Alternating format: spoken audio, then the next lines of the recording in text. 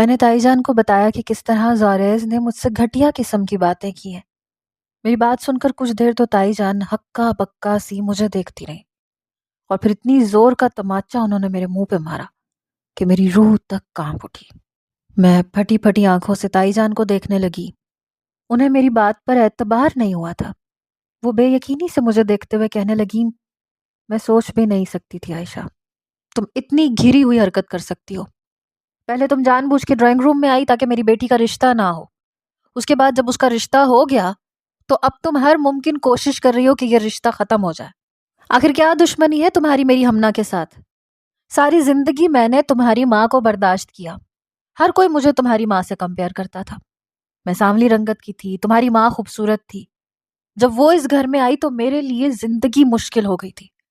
میری ساس سے لے کر میرے شوہر تک ہر کسی نے میری رنگت کو جج کرنا شروع کر دیا۔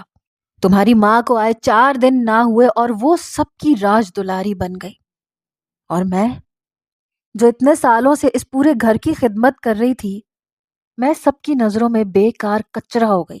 لیکن میں خاموش رہی، میں نے کچھ نہ کہا، کیونکہ وجدان کی پیدائش کے بعد مجھے تمہارے تایا کی طرف سے تھوڑی اہمیت ملنے لگی۔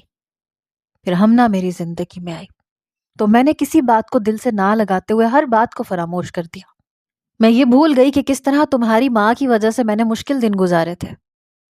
لیکن ہمنا کی پیدائش کے 4تھے مہینے بعد جب تم اس دنیا میں آئی تو ایک بار پھر وہی بھید بھاؤ شروع ہو گیا۔ تمہارے تایا جان نے تمہیں دیکھتے ہی کہا کہ عائشہ کتنی خوبصورت ہے، تمہیں گود میں اٹھا کر تمہارے گالوں کو چوم لیا، جبکہ ہمنا کی پیدائش پر انہوں نے ایسا کچھ نہیں کہا تھا۔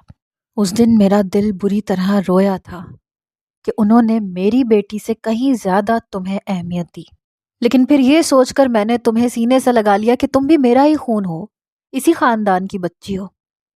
لیکن بڑے ہوتے ہوتے تم نے ایک بار پھر یہ ثابت کر دیا کہ تم اپنی ماں کی طرح ہو، تم بھی میری بیٹی کی قسمت کو کھانا چاہتی ہو۔ تمہاری ماں نے میری ہر خوشی کو نگل لیا، ہر موقع پہ وہ مجھ سے پہلے سج سنور کے کھڑی ہو جاتی اور کسی کی نظر مجھ پہ نہ جاتی، اور پھر تم نے یہی شروع کر دیا۔ ہر دعوت میں، ہر جگہ تم ہر کسی کے آگے اچھی بن جاتی، اور ہمنا اپنی سانولی رنگت کی وجہ سے پیچھے رہ جاتی۔ اب کی بار میں نے سوچا تھا کہ ہمنا کا اچھی جگہ سے رشتہ آیا تو میں اسے پہلے رخصت کر دوں گی تاکہ تمہاری خوبصورتی کا منحوس سایہ اس پہ نہ پڑے، لیکن تم نے ڈرائنگ روم میں آ کر سب کچھ خراب کر دیا۔ وہ تو میری بیٹی کے نصیب اچھے تھے کہ وہ لوگ دوبارہ سے اس کے لیے چلے آئے، مگر اب تم چاہتی ہو کہ کسی طرح بس یہ رشتہ ختم ہو جائے۔ تمہارے دل میں جو بغض ہے نا، وہ میں اچھی طرح سمجھتی ہوں۔ تمہیں یہ بات ہضم نہیں ہوئی نا کہ اتنا اچھا رشتہ ہمنا کے لیے کیسے آ گیا۔ میں نے خود اپنی آنکھوں سے دیکھا تھا کس طرح منگنی والے دن تم زوریز کے اوپر جا گری تھی۔ اب یہ مت کہنا کہ تم نے جان بوجھ کے ایسا نہیں کیا تھا، سب جانتی ہوں میں، تمہیں بھی اور تمہارے ارادوں کو بھی۔ بہتر ہوگا کہ میری بیٹی سے دور رہو، اور آئندہ اگر تم نے زوریز کے حوالے سے کوئی بھی بات کی تو مجھ سے برا کوئی نہیں ہوگا۔ وجدان سے جو کچھ بھی تم نے کہا ہے اسے خود ٹھیک کرو، اور کہو کہ تم نے جھوٹ کہا تھا۔ بتاؤ اسے کہ تم جلنے لگی ہو ہماری ہمنا سے۔ تائی جان نے کھڑے کھڑے مجھے سر سے پاؤں تک شرمندہ کر دیا تھا، اور پاؤں پٹکتے ہوئے وہ اپنے کمرے میں چلی گئیں۔ ان کے دل میں اتنے سالوں سے جو لاوا بھرا ہوا تھا وہ آج باہر نکل آیا تھا۔ مجھے تو کبھی احساس ہی نہیں ہو سکا تھا کہ تائی جان کے دل میں کیا ہے، وہ کس طرح کے احساسات رکھتی ہیں۔ وہ تو مجھ سے بہت محبت کرتی تھیں۔ کیا صرف رنگت کی وجہ سے ہمارے درمیان یہ فرق پیدا ہو گیا تھا؟ کیا میرا خوبصورت ہونا میرا گناہ تھا؟ کیا صرف اس وجہ سے کہ ساری زندگی میری ماں کی وجہ سے تائی جان کو پریشانی ہوئی، وہ اپنی ہی بیٹی کو مشکل میں ڈالنا چاہتی تھیں؟ میں تو ہمنا کو مستقبل کی فکروں اور پریشانیوں سے بچانا چاہتی تھی، کیونکہ زوریز جیسا شخص اسے نہ ڈیزرو کرتا تھا، نہ کبھی کوئی خوشی دے سکتا تھا۔ میں اپنی جگہ پریشان کھڑی زاروں قطار رونے لگی۔ جب یہ مما آ گئی، حیرت سے پوچھنے لگی، عائشہ کیا ہوا، کیوں رو رہی ہو؟ میں نے مما کو ساری بات بتا دی، جسے سن کر وہ خود بھی سکتے میں آ گئی۔ کہنے لگی، مجھے ہرگز بھی اندازہ نہیں تھا کہ بھابھی کے دل میں ایسی کوئی بات ہوگی۔ یہ بات سچ ہے کہ ہر کوئی ہمیشہ میری ہی تعریف کرتا آیا، لیکن اس میں میری کوئی غلطی نہیں تھی۔ دنیا کی اپنی نظر ہوتی ہے، میں کسی کی نگاہوں کو بدل نہیں سکتی تھی، نہ کسی کی زبان کو روک سکتی تھی۔ لیکن ہمنا کے معاملے میں وہ کیوں عقل سے کام نہیں لے رہی؟ زوریز جیسا شخص اسے کوئی خوشی کیسے دے سکتا ہے؟ میں نے مما سے کہا کہ اب میں وجدان سے کیا کہوں گی؟ تائی جان تو سب کچھ مجھے پہ چھوڑ کے چلی گئی ہیں۔ مما کہنے لگیں کہ فون کر کے کہہ دو کہ شاید تمہیں کوئی غلط فہمی ہو گئی تھی، اپنے آپ کو اس معاملے سے دور کر لو۔ میں بھی تمہارے بابا سے بات کرتی ہوں، انہیں پہلے ہی اس بارے میں آگاہ کر دیتی ہوں، ایسا نہ ہو بعد میں کوئی پریشانی ہو۔ وہ خود ہی اپنے بڑے بھائی سے بات کر لیں گے۔ مما کا دل بھی کھٹا ہو گیا تھا، گھر کا ماحول عجیب سا ہو گیا تھا۔ کہاں ہم اتنا مل جل کے رہتے تھے اور کہاں اس ایک رشتے کی وجہ سے سب کچھ برباد ہو رہا تھا۔ زوریز کا منحوس سایہ ہمارے گھر پہ پڑ گیا تھا، لیکن مجھے کیا خبر تھی کہ اس کی وجہ سے میری ساری زندگی برباد ہو جائے گی۔ کھٹ کھٹ کی آواز پر میری آنکھ کھلی تھی، دروازہ زور زور سے بج رہا تھا۔ میں گھبرا کے اٹھ بیٹھی۔ میں نے ارد گرد نظر دوڑائی تو مجھے ہوش آیا کہ رات میری شادی ہوئی تھی اور اب میں وجدان کے کمرے میں ہوں۔ وجدان بستر پر گہری نیند سویا ہوا تھا۔ میں نے جلدی سے اپنا تکیا اٹھا کے بیڈ پہ ڈالا اور دروازے کی طرف بڑھ گئی۔ دروازے پہ تائی جان کھڑی مجھے تیز نظروں سے گھور رہی تھی۔ گھڑی دیکھی ہے؟ صبح کے 10 بج رہے ہیں۔ نئی دلہن کے یہ طور طریقے ہوتے ہیں؟ کچھ ہی دیر بعد مہمان آ جائیں گے، منہ دکھائی کی رسم شروع ہونی ہے۔ تمہارا تو اٹھنے کا کچھ پتہ ہی نہیں ہے۔ تائی جان کے لہجے میں اتنی نفرت تھی کہ میرا دل جل اٹھا۔ میں نے نظر چرائی، کہا کہ بس تائی جان آتی ہوں۔ ڈھنگ سے تیار ہو کے آنا، میرا خاندان میں میری عزت کا سوال ہے۔ میرے میکے والوں کو خبر نہیں ہے نا کہ تم کیسے گل کھلا چکی ہو، اس لیے ان کے آگے بھرم رکھ لینا ہمارا۔ ایک گہری نظر مجھ پر ڈالتی وہ واپس چلی گئی اور میں نے کمرے کا دروازہ لاک کیا۔ دھیرے دھیرے قدم اٹھاتی میں وجدان کے سرہانے پہنچ گئی۔ سلکی بال چہرے پر بکھرے ہوئے تھے، وہ گہری نیند سویا ہوا تھا۔ میں نے آہستگی سے وجدان کے شولڈر پر ہاتھ رکھا۔ میرا دل تیزی سے دھڑکنے لگا۔ ہماری شادی کے بعد ایک رات گزر چکی تھی، ہم دونوں ہمیشہ کے لیے ایک بندھن میں بندھ گئے تھے، لیکن جو دوریاں ہمارے درمیان تھیں شاید وہ کبھی ختم ہی نہیں ہو سکتی تھیں۔ جو کچھ ہو چکا تھا وہ کسی بھی طرح بدل نہیں سکتا تھا۔ میں نے آہستگی سے جھک کر وجدان کے ماتھے پر اپنے لب رکھ دیے۔ نیند کے عالم میں اس نے مجھے اپنی باہوں میں جکڑا تھا اور میرا دل دھڑکنا بھول گیا تھا۔ وجدان کی قربت کو میں پوری طرح محسوس کر رہی تھی۔ میرے دل نے بے ایمانی کی اور میں نے اپنی انگلیوں سے اس کے لبوں کو چھونا شروع کر دیا۔ میری اس حرکت پر وہ ایک دم ہی کسمسا کے اٹھا اور اس نے اتنی زور سے مجھے دھکا دیا کہ میں پیچھے جا گری۔ یہ کیا حرکت ہے؟ بے شرم تو تم ہو ہی، اب بے حیائی کی بھی ہر حد پار کر دو گی۔ کہا ہے نا مجھ سے دور رہو، سمجھ نہیں آ رہا تمہیں؟ وجدان کے نہ صرف لہجے میں نفرت تھی بلکہ اس کی آنکھوں میں بھی حقارت چیخ رہی تھی۔ میرا دل کانپ اٹھا، آنکھوں سے آنسو بہنے لگے۔ وجدان خدا کے واسطے جو کچھ ہوا اسے بھول جاؤ، میری اس میں کوئی غلطی نہیں تھی۔ میں صرف تم سے محبت کرتی ہوں، کسی اور کا تصور بھی نہیں کر سکتی۔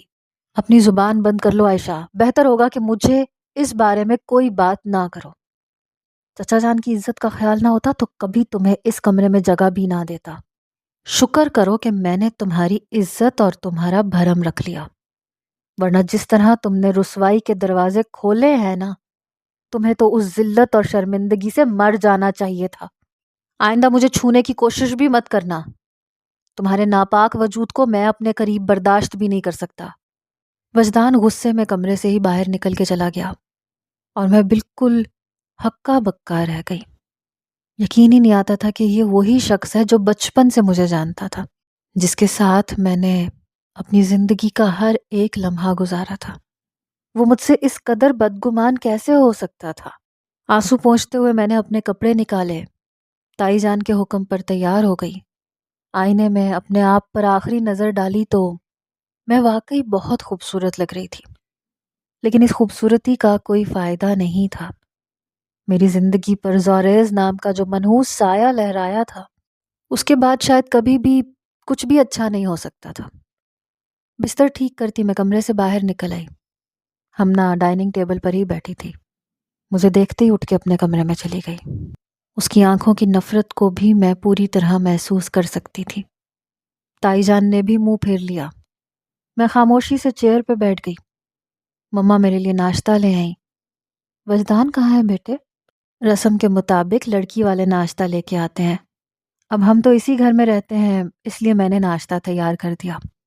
اگر تم اور وجدان ایک ساتھ ناشتہ کرتے تو مجھے خوشی ہوتی، مما مسکراتے ہوئے کہہ رہی تھی، جبکہ میں نے نگاہیں چرا لیں۔ میں نہیں جانتی تھی وہ کمرے سے نکل کر کہاں گیا۔ مما نے میرے چہرے کی اڑی ہوئی رنگت دیکھی تو وہ خود ہی خاموش ہو گئی۔ انہیں بھی اچھی طرح معلوم تھا کہ وجدان کا رویہ میرے ساتھ کیسا ہے۔ مما کی خوشی کی خاطر میں نے اکیلے ہی ناشتہ کر لیا۔ کچھ دیر بعد تائی کے گھر والے آئے، منہ دکھائی کی رسم ہوئی۔ ہر کوئی میری خوبصورتی کو سراہ رہا تھا، وجدان کو خوش قسمت قرار دے رہا تھا، اور تائی جان طنزیہ نظروں سے مجھے دیکھ رہی تھی۔ وجدان نہ جانے ان سب میں کہاں تھا۔ اس کی مامی نے بھی اس کا پوچھا تھا، لیکن تائی جان نے کوئی خاص جواب نہیں دیا۔ وجدان کسی رسم میں شریک نہیں ہوا۔ صبح سے لے کر اب تک میں نے اسے دوبارہ نہیں دیکھا تھا۔ دوپہر میں واپس اپنے کمرے میں آئی تو بہت تھک چکی تھی۔ اتنا بھاری جوڑا، پھر زیورات، پھر کئی گھنٹوں تک میں ایک ہی جگہ صوفے پہ بیٹھی رہی۔ سوچا تھا کہ کچھ دیر آرام کروں گی، لیکن کمرے میں داخل ہوتے ہی میں چونک اٹھی۔ میرا موبائل فون بج رہا تھا۔ میں نے آگے بڑھ کے فون اٹھا کے کان سے لگایا تو دوسری طرف زوریز کی آواز سنائی دی۔ شادی مبارک ہو دلربا۔ زوریز کی آواز سن کر میں خوف سے کانپ گئی۔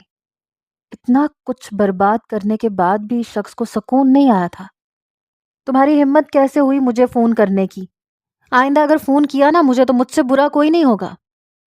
ارے واہ میری شیرنی، یہی تو بات تمہاری مجھے اچھی لگتی ہے۔ ایسی بات ہمنا میں بالکل نہیں تھی۔ زیادہ دن کی مہمان نہیں ہو تم اس گھر میں۔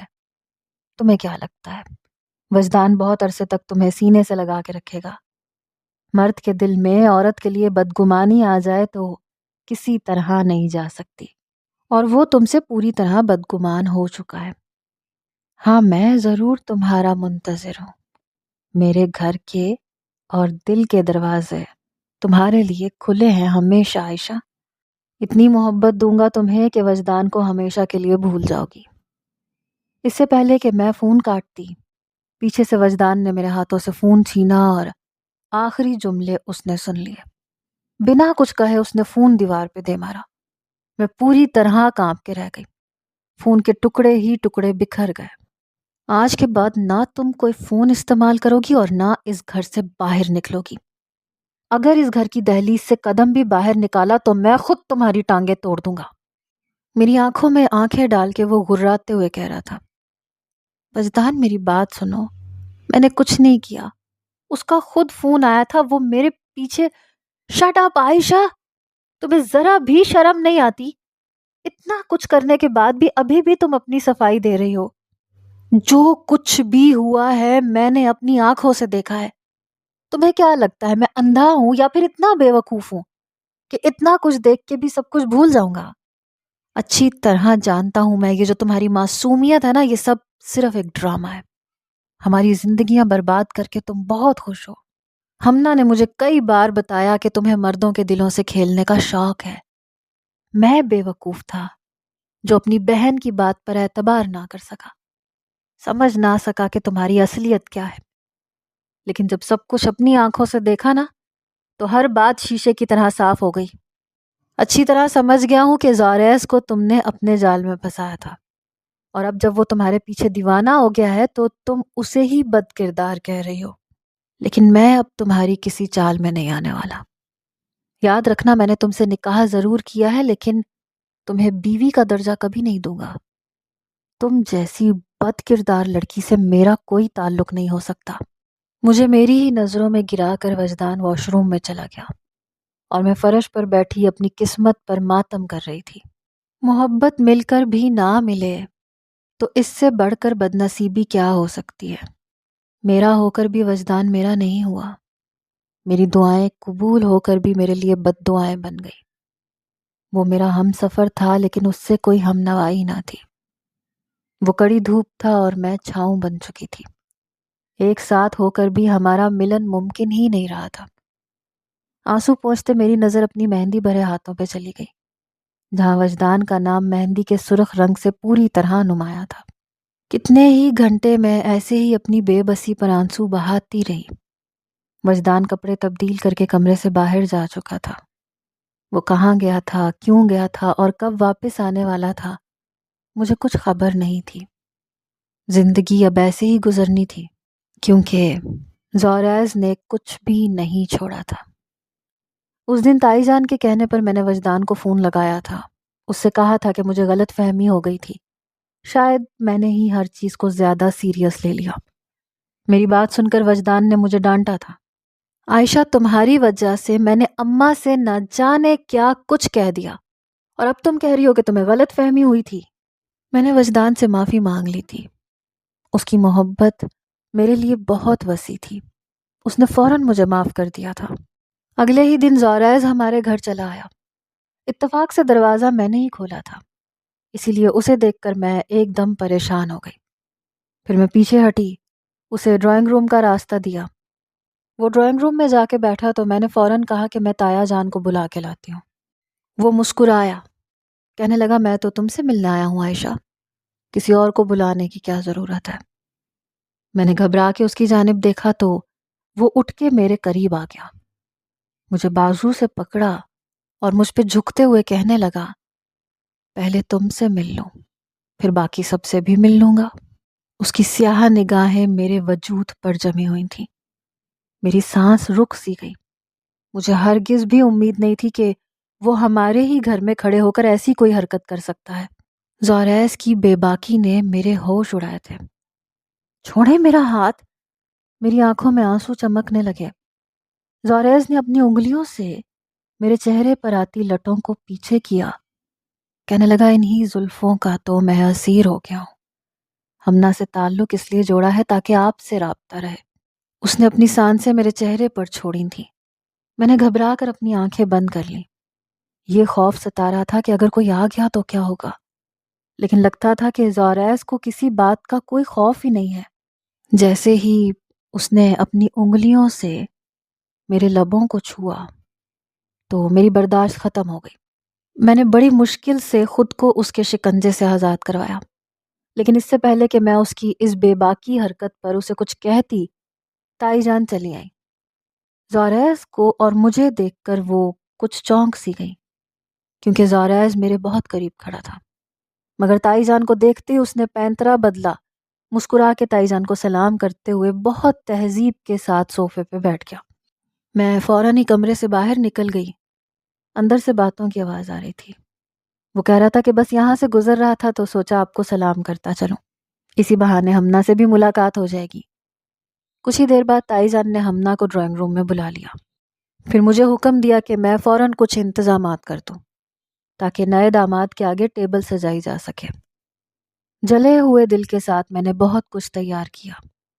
آنکھوں میں بار بار آنسو آ رہے تھے، جنہیں میں اپنے دوپٹے کے کونے سے رگڑ کے پونچھ رہی تھی۔ وجدان کے سوا کسی کا تصور بھی میرے لیے گناہ تھا۔ میں اگر کسی کی تھی تو وہ صرف وجدان تھا۔ زوریز کی قربت نے نہ صرف میری جان نکالی تھی بلکہ ایسا لگ رہا تھا جیسے میں نے کوئی بہت بڑا گناہ کر دیا ہے۔ ایسے ہی خود پہ قابو پاتے میں نے سموسے بھی تل دیے، چائے بھی تیار ہو چکی تھی، پھر ٹیبل بھی میں نے ہی سجائی۔ تائی جان زوریز کو ڈرائنگ روم سے ڈائننگ ٹیبل پر لے آئیں، کہنے لگی گھر کا ہی تو فرد ہے، اب ڈرائنگ روم میں کیوں بیٹھے گا۔ میں زوریز کو ڈائننگ ٹیبل پر دیکھ کر خود باورچی خانے کی حدود میں ہی رہ گئی۔ مما نے بھی مجھے اشارے سے کہہ دیا کہ باہر آنے کی ضرورت نہیں ہے، لیکن کچھ ہی دیر بعد زوریز نے خود میرے بارے میں پوچھا۔ وہ ہمنا سے کہنے لگا، عائشہ پردہ کرتی ہے کیا، یا پھر اس کے نخرے بہت ہے؟ اکلوتی سالی ہے میری، لیکن ڈھنگ سے بات بھی نہیں کرتی۔ اگر اسے میری کوئی بات بری لگی ہے تو میں معافی مانگ لیتا ہوں۔ اس کی بات پر ہمنا کچھ جھجک سی گئی، جبکہ تائی جان نے خود مجھے آواز دے کے بلایا، کہنے لگی یہاں آؤ عائشہ، بیٹھو ہمارے ساتھ۔ اگرچہ چاہتی تو وہ بھی ایسا نہیں تھی، لیکن زوریس کے کہنے کی وجہ سے انہوں نے مجھے آواز لگا دی۔